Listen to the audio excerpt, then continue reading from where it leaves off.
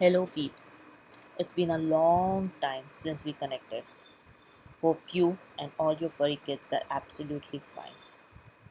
During Diwali, a lot of pets have gone missing and everyone is desperately searching for them. One of my kiddos, Tiger, has also been missing since 9th November from Prabha Devi.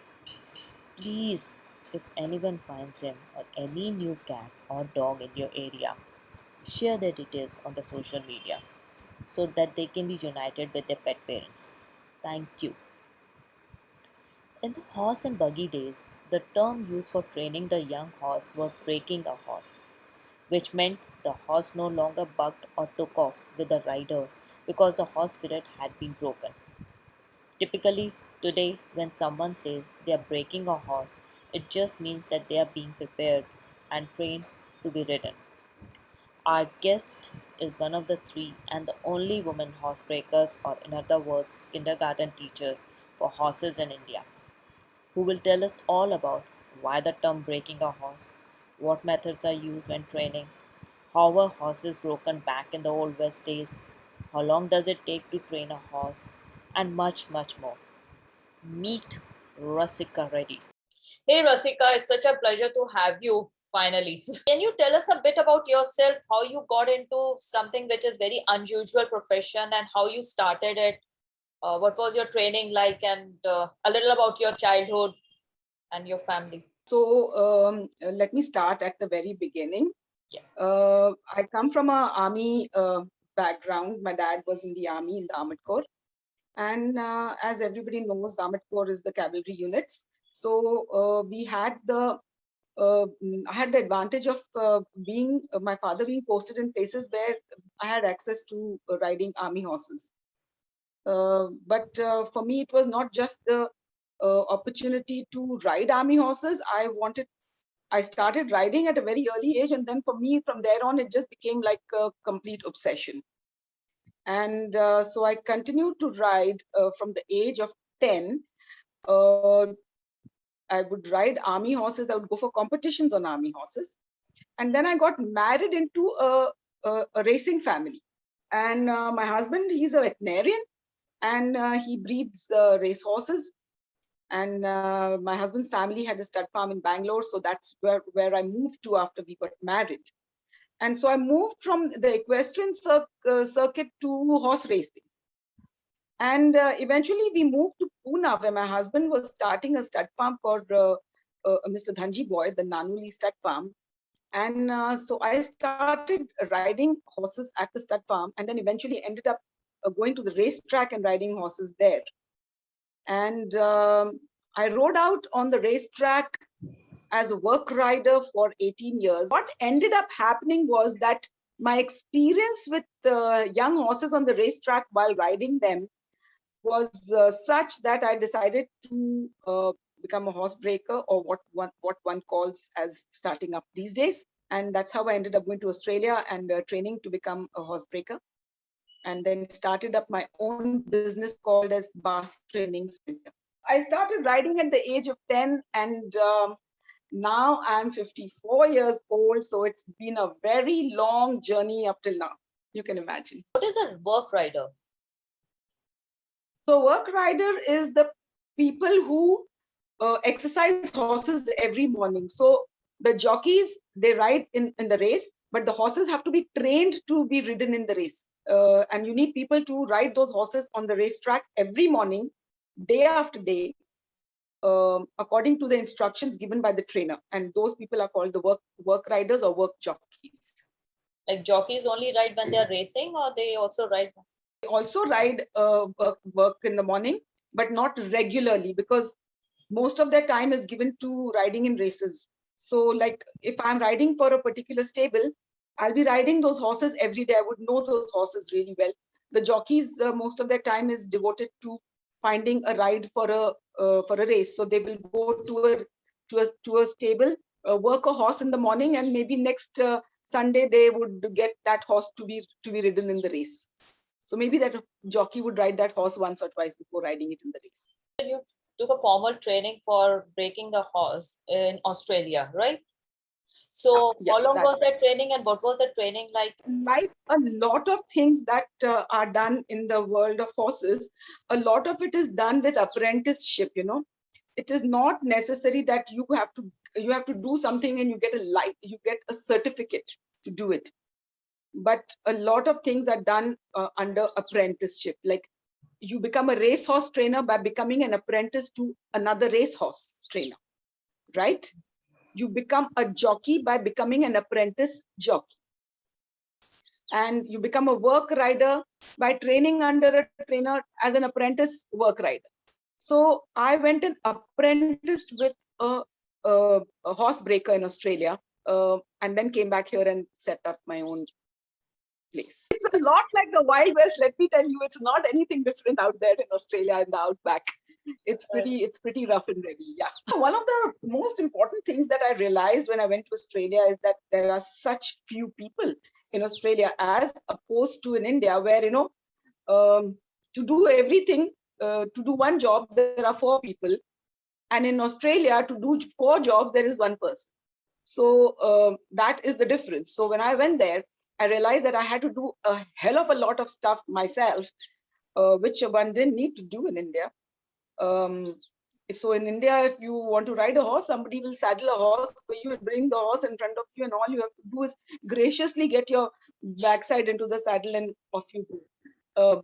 But out there, from bringing the horse from the paddock to the stable, rigging up the horse, saddling up the horse, getting on it, riding it, taking off the equipment, washing the horse down, hosing it, putting the blanket on it, and putting it back into the paddock, everything you have to do yourself. There's nobody else to do anything for you. And that taught me a lot. Let me tell you, when I came back to India, I came back in that position where I could do every last thing myself. I didn't need anybody. And that was one of the biggest advantages for me to start up my own place. Because not only was I training the people who are going to be working alongside me, but they could see that I can do every last thing myself. So they have to then really believe in this woman who can do this and who can guide them through it. It was actually originally designed to say exactly that, if you ask me, that horses were wild and they were captured, and these cowboys and these Wild West people, they basically broke the horse's spirit to be able to get on their backs. But we don't need to do that anymore, because we are not riding wild horses out here anymore. These are horses that are being bred for riding. They are brought up in a very different environment. We are not going out into the wild, corralling a whole bunch of wild animals, putting them into one shed and then bringing one by one and breaking their spirits. No, no, no. That's not what is happening. So yes, to be fair, the term breaking in doesn't apply anymore, but that is the terminology which was used to get on a horse's back for the first time, was breaking in a horse. So that is still being used in a sense. But yes, you can also use the term starting up, because you're starting them up for the first time. Sounds sweeter. So what is the minimum age of a horse that you start up, or you start training them? For the racing industry, which is the main amount of work that I do, we start up the horses around the age of 2, and they are called youngsters, or they are called 2-year-old. Because they are 2-year-old, they're just called 2-year-olds. Because in a stud farm, you have what are called as foal at foot, which is the mare's baby that is going alongside her. Then you have a weanling, which is a baby that has been separated from the mother. Then you have the yearling, which is a 1-year-old horse. And then you have a 2-year-old, which is the 2-year-old horse, right? So once the horse becomes 2-year-old, whether it's a girl horse, boy horse, filly or colt, they come into training, and that's when the starting up, the time to start up starts, where you start doing some groundwork with them, with the rope, with the double tapes. Then you introduce them to equipment like the bit and the roller and the saddle, and you finally get on their back. So that is basically the process. So how long does the whole process take? Different people do it differently. Like the trainer that I was training with in Australia, he would normally complete the whole process in about 3 days. I normally take about eight 8 to 10 days to get through this whole process, because I like to reiterate everything. Like today, if I have done a particular lesson, I will start tomorrow by doing a revision of that lesson and then introduce the next lesson. So in the process of reiterating the lesson, that takes me 1 day extra to do everything, but I prefer to reiterate the lesson. And it's always worked out better for me and my team. At one particular time, how many students do you have in your class? Yeah, like it depends from stud farm to stud farm. Like I've been to stud farms where I have started up about 80 horses. Then I've been to other stud farms where I have done about 100 horses. And so in general, if I say at any given moment, like every morning, I would do about 15 to 20 horses every morning. How do you do? Is it a group training or is it individual training? There is no group training for them. So the starting up is individual. There is a round ring arena and the horse, and you are alone in that round ring. And then once you get over that round ring, then you can go out onto the track, and then you can do the driving and all that sort of thing on the track. But basically inside the round ring arena, there's just you and the horse. And basically the lesson never lasts more than 20 minutes. They are young horses. They are capable of expending a lot of energy, but doesn't necessarily mean that they have unending energy, because they are young and they still have not developed that much of stamina. And if you tire them out, then they get very disheartened. And that's when they start to misbehave, because they get very exhausted and they start losing their focus and they can't understand what's happening. So before they come to that time where they start losing their focus and get tired and get disheartened, you have a short and a sweet lesson and let them go, and we'll start again tomorrow fresh. There must be some naughty students also in your class. So how do you handle them, and any particular incident or any particular student that you remember? There have been horses that didn't want to be even touched. Forget about getting any equipment on them. And how do you address a horse that every time you come near a horse and touch the horse just starts shaking or starts jumping and leaping and all that? Well, nothing. I would just let that horse loose in the arena and let it jump and leap and just stand in the middle and wait for it to come to me. Because, you can't force yourself on an animal, because you force yourself with whips and sticks today, but you can't do it every day, because it's not possible. That you will get hurt, the horse will get hurt, someone's going to get hurt. And one day the horse will run about, yelling, screaming, running around you.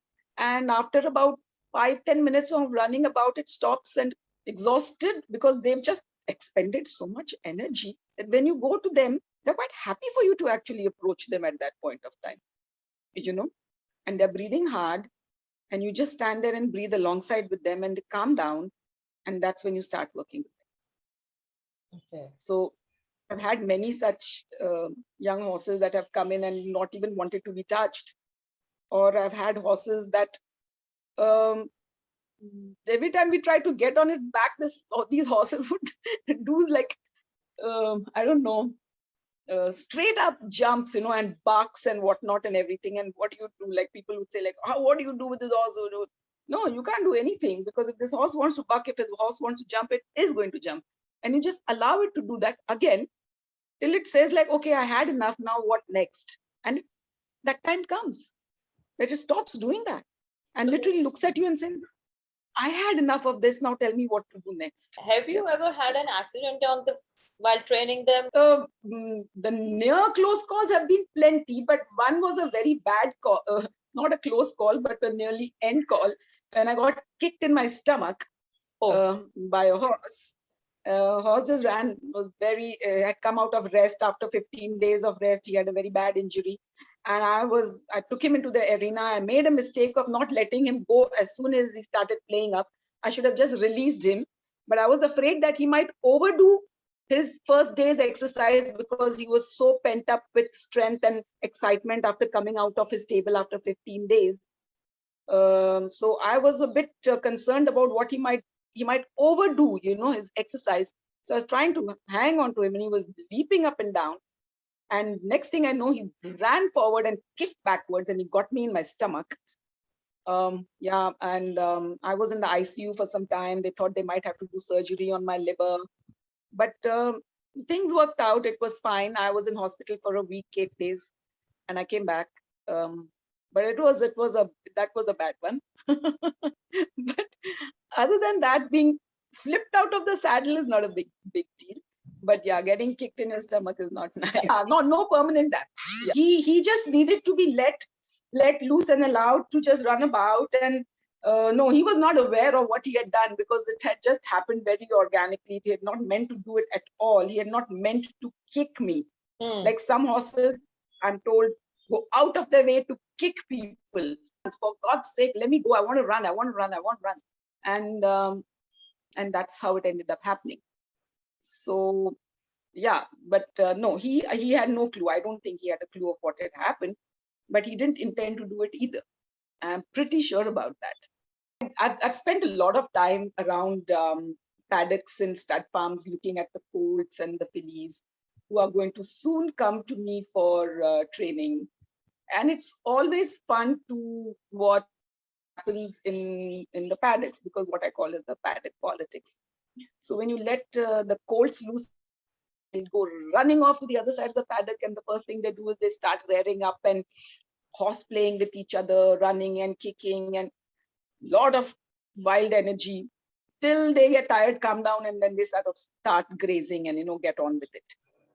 But with the fillies paddock, they'll run to the other side and they'll make two groups, and they look like they're talking about each other.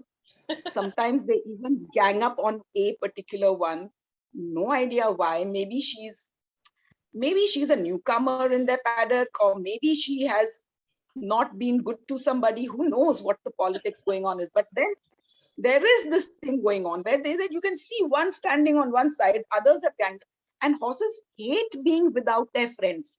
They're herd animals. They'll give up their life, but they want to be with the herd.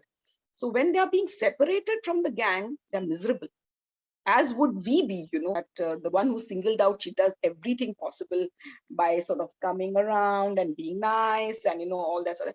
And it takes a little time, but they eventually do get together and they sort of accept her. But there's always a matriarch, and there's always a leader in the pack who's always telling everybody what to do. Okay, now don't talk to her and come with me, and that sort of thing. Oh, it's too interesting to watch. Even in the mare's paddock, you find some of these mares who are very the full matriarch mare of the paddock. She just decides what everybody should do. She even sometimes decides what other people's babies should do and should not do. If you're not taking very good care of your baby, or whatever the case may be, you can see that the matriarchal mare is sort of looking around and seeing who's doing what, and let's move in this direction. Come on, now let's all go here, kind of thing. So spend hours doing just that. It's fun. Stallions are very aware of their looks, and they are also very aware of the fact that what their duties are, which is basically impregnate mares.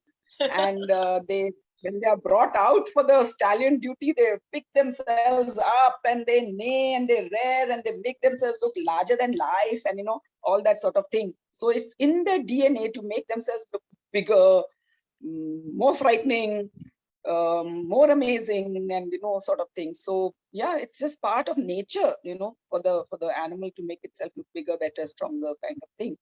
And even amongst the colts, you have horses that are very aware of their good looks, and the minute they come out, they'll be neighing, they'll be looking high up like this, broaden out their chest, the way they walk and the way they carry themselves, very aware of themselves.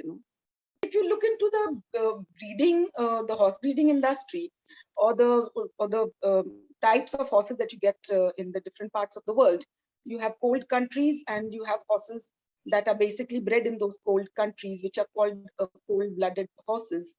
And these horses could be, if I can give you a name that you could call as the Shire horses, or the the cart horses that you see in Europe, those horses, Clydesdales, those huge, big, hairy horses with beards and big feathering on their hooves, on their legs, and those horses are really very handsome in a very different way. There are the warm bloods, which is like the Arab horse or the Indian horse. which is the Kathiawadi or the Marwadi. Those are hot-blooded horses. Those are hot horses. And if you cross a hot-blooded horse with a cold-blooded horse, you can get a warm blood. These horses are used for different things altogether. Like Clydesdale is used for its big strength and whatever, for pulling carts or, all that for farm work. And they have a lot of fat on their body because they live in cold countries. While as the warm-blooded animals, they are fine-boned. That skin is very thin. They can move at a pace for a long distance, at a single pace. They will not show extreme speed. Okay. While as a thoroughbred has been bred in such a way that it is neither a cold-blooded horse, neither is it a hot-blooded horse, neither is it a warm-blooded horse. They have found the exact combination to breed a horse for speed. Mixing some English mares with Arab stallions. Back in the day, before the wars, before the Great Wars, the Britishers brought in 4 Arab stallions by ship to England and mated them with the indigenous British mares. So we are not talking about those big Clydesdales. The mares of their types, which are, I guess, being used in their country for various activities, for riding, for that, because they've been fighting wars on horseback for I don't know for how long, right? So surely they could not be going on these big fat Shire horses fighting on horseback, because those horses would not be able to gallop at all, correct? These mares that they were using, I guess, for all these wars and whatnot and everything. So they mated these mares with the Arab stallion and got this horse, which was strong as well as fast.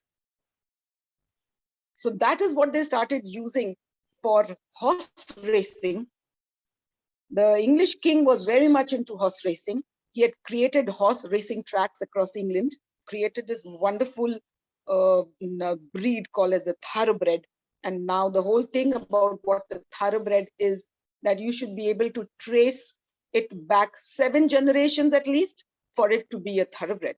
Eventually, if you really want to be a purist of purist, then if you do blood typing and blood typing and blood typing, and you have finally, if you had the blood of those Arab stallions back in the day, you should be able to trace your horse back to the Arab stallions that came. The industry is really declining and diminishing right now. We are in a very we are at a very difficult and important phase in a thoroughbred industry, where if we survive this phase, we'll be able to go on. If we don't survive this phase, we may not survive at all. Because of COVID, racing not happening, and 28% GST that the government has put on horse racing. A double whammy situation. So what happens to these horses when they are not racing, and if they are not going to be racing? A lot of these ex-race horses go for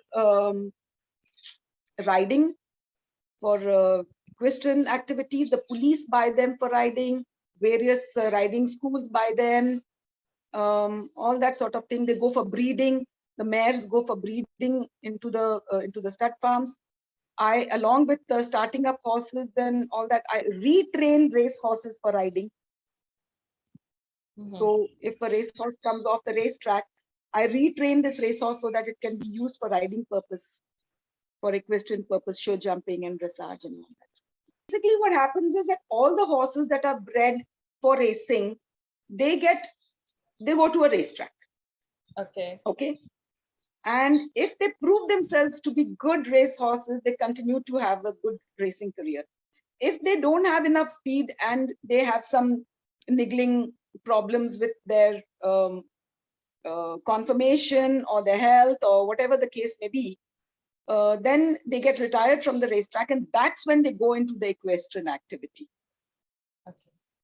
So they may get retired to the equestrian activity at the age of 5 or 6, or sometimes as young as 4, just after 2 years being on the racetrack, that either they had a setback from racing or they didn't really like to race. Like some horses don't even like to get into the starting gates. Forget about the race. Those horses get retired before they race because they just won't get into the starting gate. And if they do finally somehow by hook or by crook push them into the gate, they won't jump out, and they just stand there and watch the others run away. A cup of tea, go on ahead. I'll meet you back in the stable. There is nobody doing what I'm doing. So you are the only one woman in the male-dominated field. Yeah. And I'm looking for someone to carry on my work once I retire, and I'm not being able to find that person. Please put the word out. Eventually hand over the reins of Basque Training Center to somebody else. I would just say that when I arrived on the scene, nobody was doing what I was doing.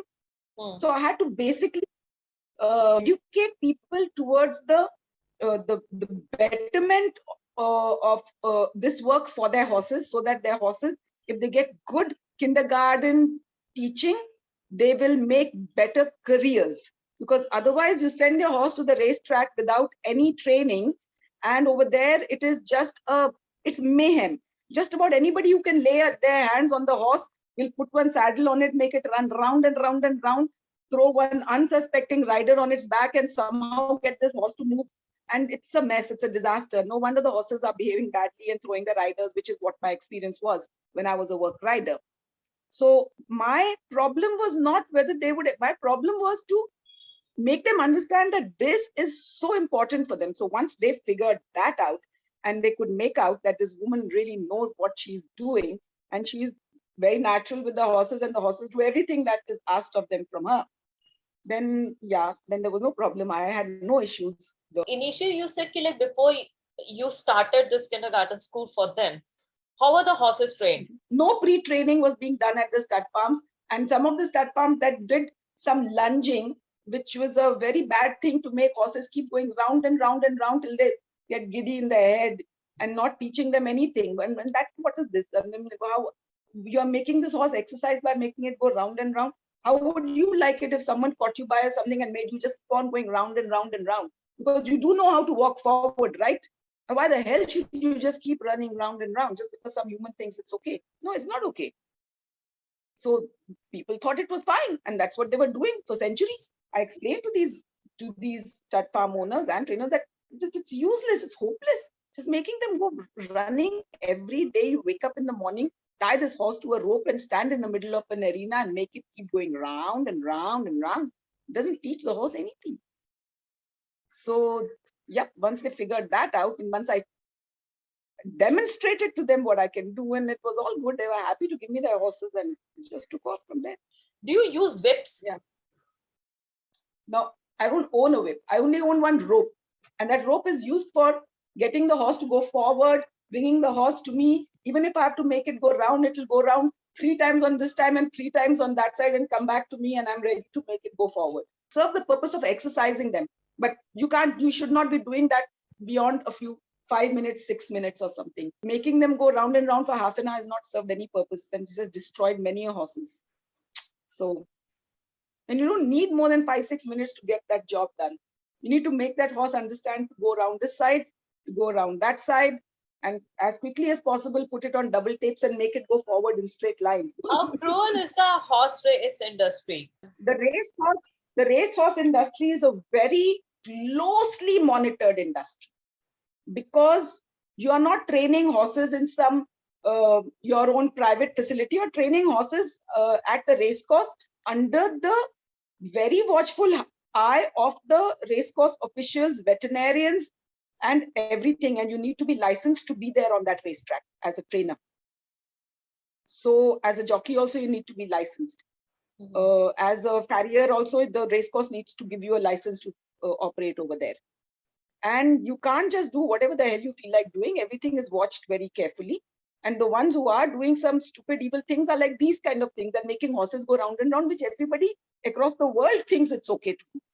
But talking about all these things, I don't know, back in the ages, people may have been doing things like putting needles and pencils into horses, bandages and whatnot to make them run or stop them from running. Or it doesn't happen anymore. It's not possible. Everything is CCTV camera. People are aware of everything. Horses are tested for doping and drugging on a regular basis. If you're found to be doping or drugging your horse, you lose your license. You could even have criminal charges put against you. Jockeys have lost their licenses to ride because they have whipped a horse. More than you're allowed to take out your whip and strike the horse 8 times in the race. And the whip is also an air cushion whip. It makes more sound than it actually hurts the horse. It makes a whoop, whoop, whoop sound. It's got air cushioning in it. It's got holes on it. Okay. Those days of those whalebone whips and all that are all gone. It's all Tata. So yes, there was a lot of mean things going on with horses in some time, but thankfully it is way better. Thank God. Yeah. Where actually there's no real technology, so to speak. Basically, I think of the feeding industry has improved a lot. The kind of feed that you can get for your horses today is very sophisticated. Other than that, I have, at least in India, I have not seen anything, no great evolution. Maybe the starting gates may have become a little more sophisticated or something, a little safer for the horses. But other than that, nah, everything is pretty much the same. You have a stopwatch in your hand, you send the horse out for its work, you clock its timing, the horse comes back, you check it. As far as my own work is concerned, I would really like to spread my word far and wide that you can do this activity without harming the horse, and have a much better turned out horse than you could ever dream of having if you just carry out these steps and do it like this, and so many more horses would be better trained and happier. I keep telling the people at the race course, I don't even mind doing it for free, the clinics, but it's strange that no one wants to take it up because they're too full of themselves. Their ego is too big. They don't think they need to learn anything. They think they know everything. They think it's fine. It's worked up till now and it should carry on like this. I mean, one would say, then why don't you go back to the Stone Age? People were surviving that time also. Why improve? Why do you use computers? Why do you use cell phones? Improve the way you are, pre-training your horses. Actually, Anu, for the work that I do, it really works more on mutual respect and trust more than bond. Okay. The horse trusts me to teach them the right way. The horse trusts me not to hurt them. And the horse respects me, and that is why we'll do what it is doing. There is no such thing as bonding as yet. It is too early to start bonding. All starts with respect and the horse trust. When I stand there in the round ring, the horse is aware of me, trusts me, and respects me. And to start with, that's enough for me. And when we start working together, and as time goes by, the bonds start forming, and then it's a different deal altogether. And when that year, when that bunch graduates, I'm always like, oh, our babies are going and all that, crying. And of course, I'm always happy to see them going and, graduating kind of thing. But yeah, to start with, there is no bond. They're just newcomers. I don't know them. They don't know me, but they will instinctively respect me for sure and trust me. And that is how we get the work done, basically. First day is I just let them run around, and they're looking at me and I'm looking at them, and it's very interesting. Second day is on a rope. You get the horse to go around on both sides with the rope on a head collar. And then the third day, you put the double reins on them. You get them to go around on both sides of the double rein. Then you put a roller on them, which is to sort of one step before you put a saddle. The horses, if they get tickled and get alarmed by the roller, they'll buck like hell and run like hell. And in about a minute of bucking and running, they stop and they realize that this is not going to, this strap on their back is not going to keep them alive. So they stop running. And so then, you put the bit and you put the contact in the bit and the saddle and all this while you jump around the horse with your hands on the horse's back, so that they kind of get an idea that, okay, this person jumping around my back, putting weight on my back, lying on my back, and eventually sitting on my back. So they don't get so frightened when somebody just suddenly jumps up and gets onto their back, because it has been done slowly, one step at a time. First jumping, then laying on the back, then pushing oneself up on the back, then eventually putting the leg over the saddle and sitting down. Do you spend time with them after the class? Yeah, They are busy eating their breakfast and they don't really care, and I don't disturb them. But if I meet them in the paddock later on and all that, I'll go give them a scratch, walk through the paddock with them. They'll follow me around. They'll be nuzzling behind me, that sort of thing. Some try to get a little too familiar, like, I know this teacher very well, kind of thing. Yeah, some are a little bit like, they won't keep their distance. They'll be just like, Arey, I'll go like, Arey, stop now, stop already. Like, they'll pull my shirt or something. Mischief, well, there's too much of mischief. They're always up to mischief. Some of the trainers, they tease me because they say that, they thought that they had gotten away from you and now you're here also. And they must be saying, oh no, she's come here also.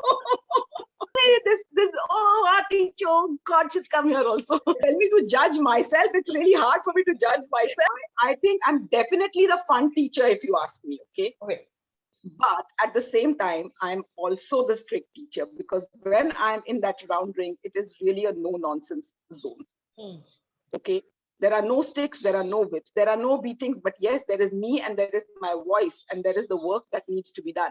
Basically, body language and the tone of your voice. You would say that how can a 5'2" woman do such physical work? Will I have seen 6 feet tall men not be able to do what I do? It's a skill set. Of course, you need to be strong. You can't be a weakling, but you don't need to be a brute to do it. And just because you're a brute doesn't mean you're going to be able to do it either, is what I'm saying. So they understand the body language, the way you position yourself with them. When you want a horse to go forward, where you position yourself. When you want the horse to stop, where you position yourself. Your voice, calming voice, encouraging voice, and a voice that just says, stop, no more. So very big difference between a voice that says, shh, calm down, or an encouraging voice, come on, come on, come on, or a voice that says, stop. So all these voices, all these things in a different tone makes a very big difference to them. It may not make a difference to you and me, but to them, their ears prick up. They know exactly what I mean. Because also you have to be in the right position. Don't be standing in front of the horse and tell it to move forward. It can't. You have to position yourself in the right place and give the right command, and you will get the right result. With the right body language to go with it. If you keep muttering away, they're not going to listen to you. You need to have the right body language to go. People who would be interested in horse training. So what is it like? Where can they go? I mean, not everybody can afford to go to Australia or any other place. So is there any place? Come and learn and spread the word. Tell them to come to Basque Training Center. And as young riders or equestrians or lovers of horses, come and learn some basic skills that will help you and your horses. And I keep telling anybody and everybody who's prepared to learn that I can't take these skill sets with me and go up. I don't want to go up there without sharing them. I've trained many people. Lots of people have gone through me. Nobody has been able to set up a training station like me, but they have used the skill sets to do other horse work. But yeah, eventually I'm going to have to hand over my Basque Training Center reins to somebody to carry on the good work, but it has to be a deserving person. So, yep, it could be a girl, it could be a boy, man or woman, I don't care. How long was your training in Australia? I was in Australia for 3.5 months. Okay. But the training doesn't stop because I stopped training with that person. My training continued with each and every horse that I trained, because every horse that I trained taught me something new. Every time I started up a new horse, that horse taught me something, and I developed a new skill set because of the different horses that came to me. Horses are the ones that have taught me most of the skill sets that I have today. They're the ones who gave me the idea, like, okay, I would not sleep at night thinking, how am I going to start up this horse? She's completely bonkers. She's going to either kill me or she's going to kill herself. And I just keep thinking about it. And the next day I think of something new to do to be able to get this work done.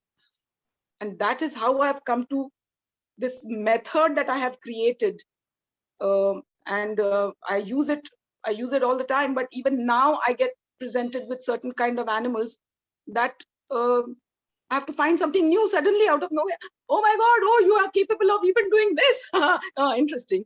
Yeah, okay, so we got to find another way of doing this with you now. Right now, if you can look behind you, you can see paintings I of know. horses. So here is another one.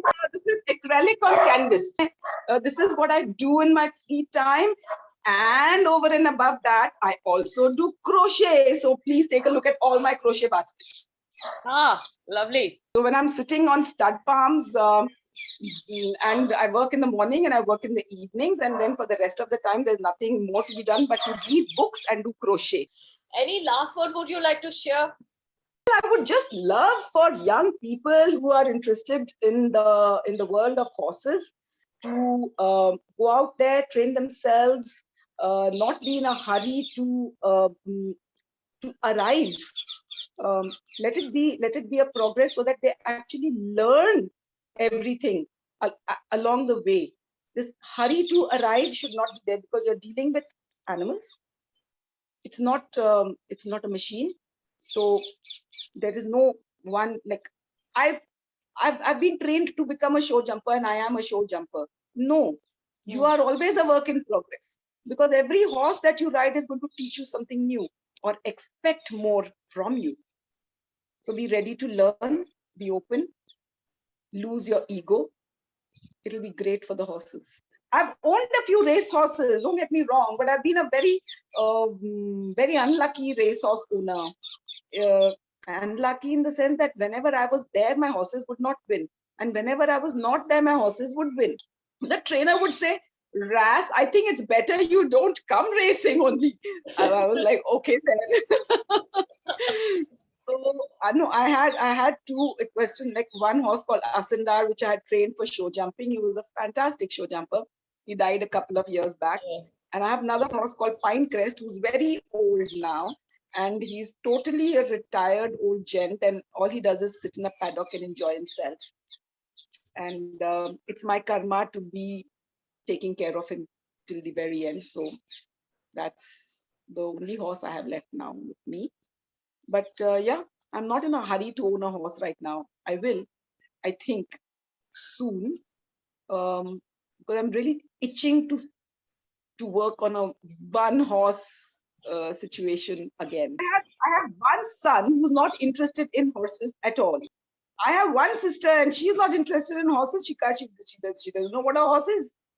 My father used to play polo when he was in the army. But once that was when he was in NDA, and as a young officer he played polo and all that.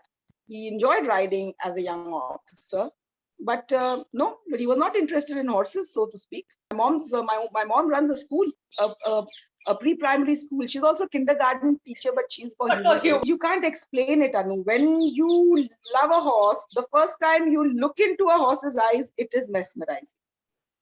It is magic. You can't think beyond it. You dream only about horses. You can't wait for morning to happen when you can go back to the riding school.